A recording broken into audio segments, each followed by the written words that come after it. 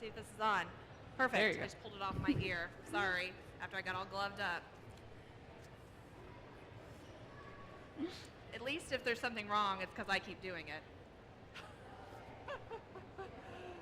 I pulled it off my ear. Sorry. It's me, not you. Okay. Can you hear me? Is my mic too far away from my mouth? Probably. That's good.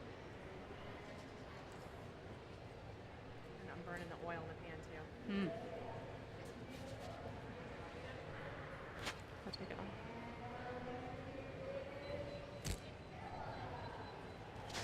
I often pull off the microphone, play with it, talk with my hands, knock it off.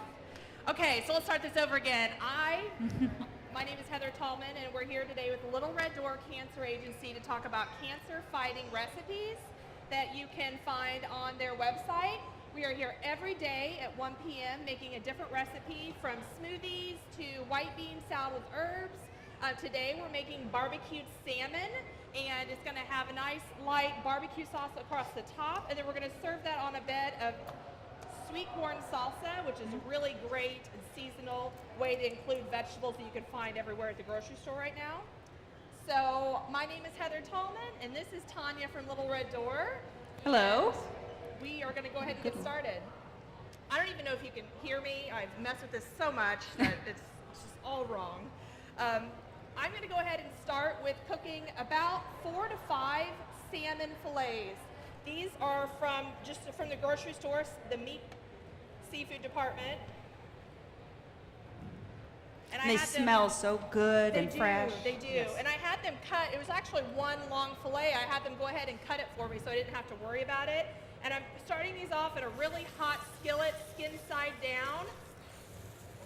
I'm going to turn this a little bit so I can not knock it off. And all I'm going to do to the salmon is I'm just going to add a little bit of fresh black pepper and some kosher salt.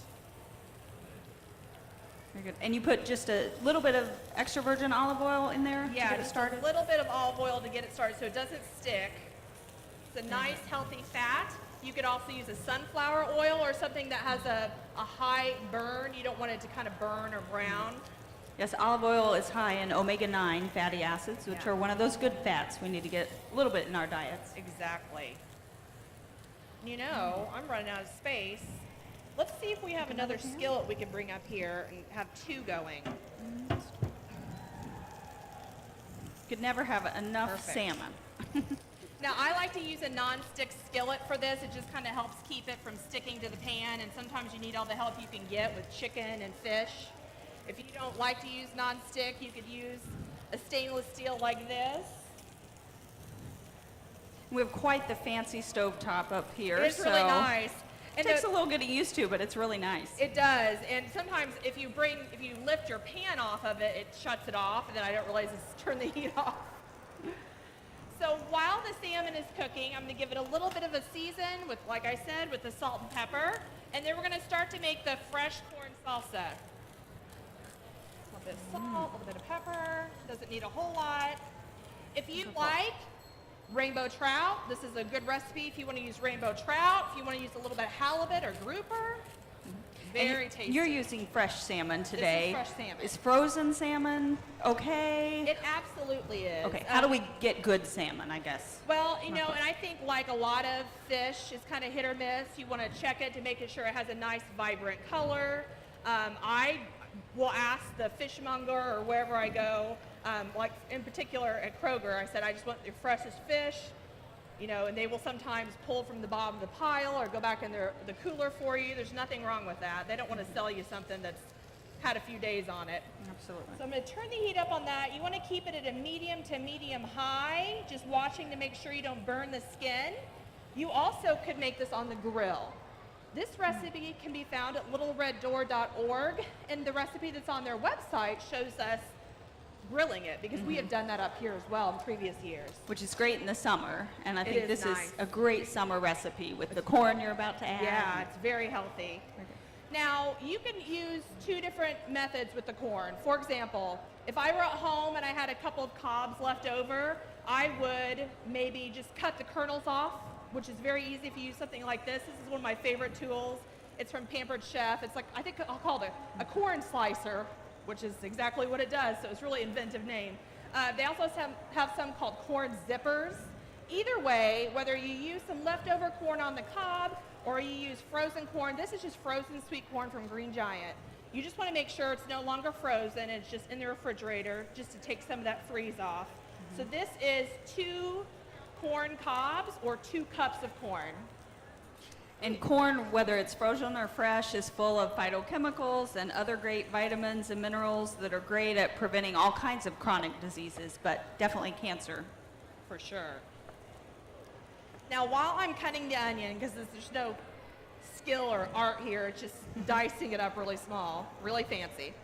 I'll tell you a little bit about how I am involved with Little Red Door. I go every month and teach a cooking class there for their clients on their Door to Wellness days. So in Door to Wellness days, the clients or their caregivers and family members can come in, have a cooking class where every month we make something different. Like this month, we're going to make something with zucchini. Last month, we made a healthy casserole, because who doesn't need a good healthy casserole recipe? And before that, we made salad dressings in mason jars. And we all had mason jars, and we all picked a salad dressing and made it and shook it up. Very simple. Then everyone got to take their jar home with the recipe so they can make their own. So this recipe is something we have made in both Door to Wellness and the Door to Wellness shows. But the great thing about it is we all learn something together. We learn a new recipe, something healthy, that's not only cancer fighting, but usually what goes along with that is that it's heart healthy as well. And then after we're done preparing it together, we all sit down and share the meal together. So it's a really great time for them to kind of hang out with some other people and to learn new recipes that they can take home and make that are also very budget friendly at the same time. Absolutely. Our clients just love Heather. They love seeing her come in and learn new techniques from her and ideas. And she really does try to keep the recipes simple enough that anybody can do them, ingredients that we can all find that are affordable. And we especially love it when our clients come back and say, oh, I tried that recipe. I tweaked it just a little bit and it turned out great. And it's a fun time. And the funny thing is they all have great input. They all have different life stories and backgrounds. So it's kind of nice for us all to kind of gather together and talk about how we would change it, what we eat. And they'll say, right now I'm in treatment and I can't really taste anything, but I still need to get nutrition. What should I make? Or they'll say, I'm a caregiver and by the end of the day, after they've had treatment, we are so worn out. What are some great ways that we can eat, share a meal together that's healthy and budget friendly, that we still even, feel like eating at the end of the day? It's just like any of us who are working, we're tired, we don't want to spend an hour in the kitchen making something that's super, hard and expensive. And I love that all of Heather's recipes, usually you can modify to your own taste, and oftentimes our clients will say, oh, I don't love that particular ingredient. Could I swap it out for something else? And usually the answer is yes, as long as they're putting good healthy stuff in there. And we always encourage them, eat the rainbow of colors when it comes to your fruits and vegetables. And if you're doing that, you're going to get the cancer-fighting nutrients that you need. And I take requests. So the ongoing joke is that every month I'm there, I'm like, okay guys, next month I'm thinking about baking some things with, zucchini. What are some ideas that you have? They always want me to make something with bacon. They always want me to make something with a lot of cheese. And I'll say, remember, moderation. And the theme of this class is healthy eating, so maybe we shouldn't. But it is very fun. We had Thanksgiving dinner that we all made together and then sat down. That's a time where a lot of families come. So it's a really great way to have community and learn more about how we're all getting along in the world, whether you're in treatment for cancer, someone who is. I would guess that most of us here have experienced cancer in some way, whether it was with us, a family member, or someone that we know. So this is a fairly relatable thing. Absolutely. Eating cancer. And we are all about moderation at the agency. No food is off limits. Sometimes you just need a good elephant ear while you're at the fair, and we understand that. So we encourage you and enjoy the things that you like, but when you can, cook at home so that you know what's in your food, and make sure you're getting plenty of those healthy fruits and vegetables. And there's lots of ways to eat healthy and still enjoy it. Maybe split that elephant ear. Maybe you don't need the whole thing. Maybe you eat some nice fruit before you get to the fair or something like that. Exactly. So it's very fun. And the nice thing about this recipe, and in addition to the fact it's incredibly easy, is you're eating something. I think most of us really kind of like salsa. I love salsa. It's like a food group to me. So what I like about this is you're eating something that still reminds you of the great food that you love, but you're pairing it with some nice lean salmon and getting the healthy fats in. I've been making a lot of homemade salsa. My brother just keeps giving me his tomatoes, and my husband literally eats it with a spoon. Yeah, I can't keep it long good. enough. I mean, I hate to say this because this is off topic, but I love this corn salsa if you add a can of black beans, rinsed black beans to it with tortilla chips, or maybe you can cut little discs out of the red pepper and eat it too, but let's face it, we're eating with tortilla chips. So now that I've cooked the salmon for about 5 minutes skin side down, I'm gonna flip it over. The skin is nice and crunchy. I know a lot of people really like the crunchy salmon skin, and I'm gonna let it cook through until it's flaky. Now some people like their salmon a little bit, what I would consider to be undercooked, but I like to cook it until it's flaky because that just makes me feel better about food safety. And I'm guessing the quality of your pan is very helpful in making sure your salmon stays intact. Exactly. I know oftentimes I cook fish and it ends up falling apart too much. Exactly. And you know, I do a lot of cooking demonstrations both here and within the community. And all the skillets I use, I have to say, I bought them at Meijer, and they're all by Tefal, and they're all between like $18 and $25. I have a lot of nice cookware at home, but I always go back to using these Tefal skillets. They're great. I've had this one. I think this is my 5th State Fair season I've used it. I don't put it in the dishwasher though. Now here's a good example of when you use stainless steel, just making sure when you flip it that all the skin comes with you and doesn't stick to the pan. I'm gonna scooch in there so I can get that off. Give that a flip. And if you've ever cooked in front of a large audience, that adds a little pressure to this. But you did great. It did. It did not flip out of the pan. Okay. So where we're at now with this is we have the corn. So you're using frozen corn or you're cutting it off the cob. I've gotten here some red onion. That's kind of to your preference. I have what is about 1/3 of a cup. If you want more onion, put in more. If you want less, you can use Vidalia onion. You don't have to use red onion. It's up to you. So now I'm going to dice up this jalapeno. So it's good that I have the gloves on because as you know, when you're kicking the seeds out, you get that oil on your hands. If you happen to rub your eyes, which I've done, you won't forget that for a long time. I have learned that the hard way. Yes, as have I. And if you don't have gloves at home, sometimes I'll just use a paper towel and hold that carefully. Or a Ziploc bag. You can stick your hand in a Ziploc bag. So I'm just taking a plastic spoon and I'm going to scrape the seeds out.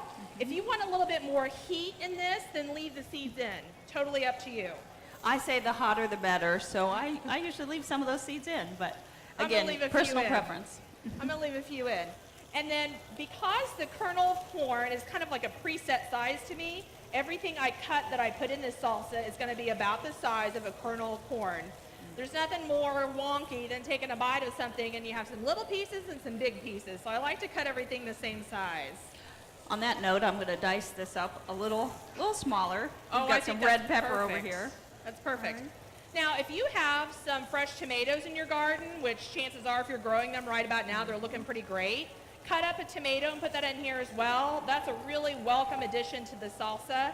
And this is called a salsa, you know, because it has all the ingredients of a typical salsa, but it's not thin. If you want this to be thinner, you can put this in a food processor and pulse it a couple times. I like to make this simple. If you're making this at home and not standing and talking to people, this actually only takes about 15 minutes to make. And I love that it's so colorful. It is. Perfect. And I'm dicing up a red pepper over here. I'm guessing you could use any color pepper. You could. I love red pepper because they tend to be a little sweeter. You're right, yeah. I have some at home that love red peppers too. So. And the thing about them is I like green peppers, but sometimes I find them to be just a little bit bitter. It's kind of up to you. If you have green peppers, use green peppers.